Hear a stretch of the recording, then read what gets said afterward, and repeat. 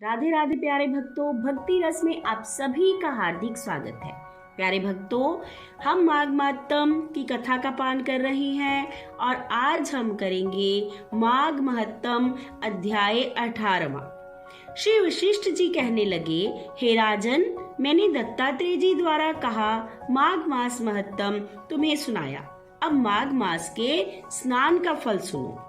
हे परम तप, माघ स्नान सब यज्ञों, व्रतों का और तपों का फल देने वाला है। माघ मास में स्नान करने वाले स्वयं तो स्वर्ग में जाते ही हैं, उनके माता पिता दोनों के कुलों को भी स्वर्ग प्राप्त होता है। जो माघ मास में सूर्योदय के समय नदी आदि में स्नान करता है, उसके माता पिता के 7 कुलों की पीढ़ी स्वर्ग को प्राप्त होती है।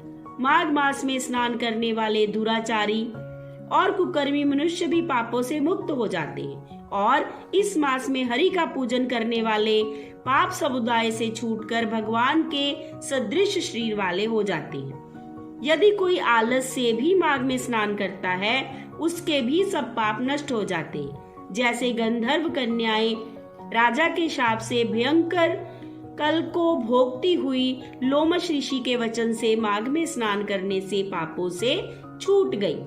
यह वार्ता सुनकर राजा दिलीप विनय से कहने लगा, हे गुरुदेव, ये कन्याएं किसकी थी? उनको कब और कैसे श्राप मिला? उनके नाम क्या थे? ऋषि के वाक्य से कैसे श्राप मुक्त हुई और उन्होंने कहां पर स्नान किया? कृपया आप विस्तार पूर्वक मुझे कहिए। वशिष्ठ जी कहने लगे, हे राजा, जैसे अग्नि से स्वयं अग्नि उत्पन्न होती है, वैसे ही यह कथा धर्म और संतान उत्पन्न करती है। हे राजन, सुख संगीत नामक गंधर्व की कन्या का नाम विमोहनी था। सुशीला तथा स्वर वेदी की सुंबरा, चंद्रकांत की सुतारा तथा सुप्रभा की कन्या चंद्रिका, ये 5 सब समान आयु वाली तथा चंद्रमा के समान कांति वाली और सुंदर थी। जैसे रात्रि को चंद्रमा शोभामान होता है, वैसे ही पुष्प की कलियों के समान खिली हुई यह अप्सराएं थी।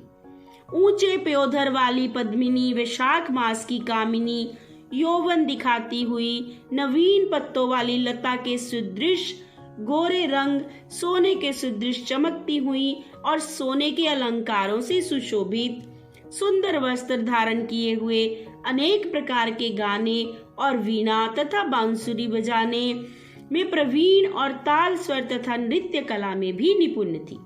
इस प्रकार वे कन्याएं क्रीड़ा करती हुई कुबेर के स्थान में विचरती थी। एक समय कौतुकवश माघ मास में एक वन से दूसरे वन में विचरती हुई मंदिर के पुष्प तोड़कर सरोवर पर गौरी पूजा के लिए गई। स्वच्छ जल के सरोवर में स्नान करके वस्त्र धारण कर मौन हो बालू मिट्टी की गौरी बनाकर चंदन, कपूर, कुमकुम और सुंदर कमलों से उपचार सहित पूजन करके ये 5 कन्याएं ताल नृत्य करने लगी। फिर ऊंचे गांधार स्वर में सुंदर गीत गाने लगी। जब ये कन्याएं नाचने और गाने में लीन थी, तो उस समय अच्छोद नामक उत्तम तीर्थ में वेदनिधि नाम के मुनि के पुत्र अग्निप ऋषि स्नान को गए। वह युवा ऋषि सुंदर मुख, कमल सुदृश नयन, विशाल छाती, सुंदर भुजाओं वाला दूसरे कामदेव के समान था। शिखा सहित दंड लिए, मृग चरम ओढ़े, यज्ञोपवीत धारण किए हुए उसको देखकर 5 कन्याएं मुग्ध हो गई और उसका रूप व यौवन देखकर कामदेव से पीड़ित हो देखो देखो ऐसा कहती हुई उस ब्राह्मण के चित्त में कामदेव का डर उत्पन्न करने लगी और आपस में विचार करने लगी कि यह कौन है? रति रहित होने से कामदेव नहीं और यह होने से अश्विनी कुमार नहीं। यह कोई गंधर्व या किन्नर का कामरूप धारण कर कोई सिद्ध या किसी ऋषि का श्रेष्ठ पुत्र है। कोई भी तो हो, ब्रह्मा जी ने इसको हमारे लिए बनाया है। जैसे पूर्व कर्म के प्रभाव से संपत्ति प्राप्त होती है, वैसे ही गौरी जी ने हम कुमारियों के लिए श्रेष्ठ वर दिया है और आपस में यह तुम्हारा वर है या मेरा वर है अथवा सबका, ऐसा कहने लगी। जिस समय उस ऋषि ने अपनी मध्याह्न की क्रिया करके ऐसे वचन सुने, तो वह सोचने लगा कि यह तो बड़ी समस्या उत्पन्न हो गई है। ब्रह्मा, विष्णु, महेश आदि देवता तथा बड़े योगीश्वर भी स्त्रियों के भ्रमजाल में मोहित हो गए हैं। इनके तीक्ष्ण बाणों से किसका मन रूपी हिरण घायल नहीं हो सकता। जब तक नीति और बुद्धि रहती है तब तक पाप से भय रहता है। जब तक गंभीरता रहती है, यम विधि का पालन होता है, तब तक मनुष्य स्त्रियों के काम रूपी बाणों से बिंधा नहीं जाता। ये मुझे उन्मत्त और मुग्ध कर रही हैं। किन गुणों से धर्म की रक्षा हो सकती है? स्त्रियों के मांस, रक्त, मलमूत्र से बने घृणित और अशुद्ध शरीर में कामी लोग ही सुंदरता की कल्पना करके रमण करते हैं। शुद्ध बुद्ध वाले महात्माओं ने स्त्रियों के पास रहना कष्टकारक कहा गया है, सो जब तक यह पास आए घर चले जाना चाहिए।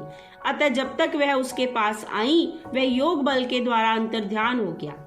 ऋषि पुत्र के ऐसे अद्भुत कर्म देखकर वह चकित होकर डरी हुई चारों ओर देखने लगी और आपस में कहने लगी कि यह क्या इंद्रजाल था जो देखते देखते विलीन हो गया। और वह विरहा की अग्नि में जलने लगी और कहने लगी, एकांत, तुम हमको छोड़कर कहाँ चले गए हो? क्या तुमको ब्रह्मा ने हमको विरह रूपी अग्नि में जलाने के लिए बनाया था? क्या तुम्हारा चित्त दया रहित है जो हमारा चित्त दुखाकर तुम चले गए? क्या तुमको हमारा विश्वास नहीं? क्या तुम कोई मायावी हो? बिना किसी अपराध के हम लोगों पर क्यों क्रोध करते हो? तुम्हारे बिना हम नहीं जिएंगे। जहाँ पर आप गए हो हमें शीघ्र ले चलो, हमारा संताप ओरो और हमें दर्शन दो। सज्जन लोग किसी का नाश नहीं देखते। प्यारे भक्तों, ये थी आज की कथा। कल 19वें अध्याय की कथा के साथ फिर मिलेंगे। प्यारे भक्तों, यदि आपको मेरी कथा अच्छी लगती है तो कृपा करके इसको लाइक करना ना भूलें और चैनल को सब्सक्राइब भी करें। राधे राधे।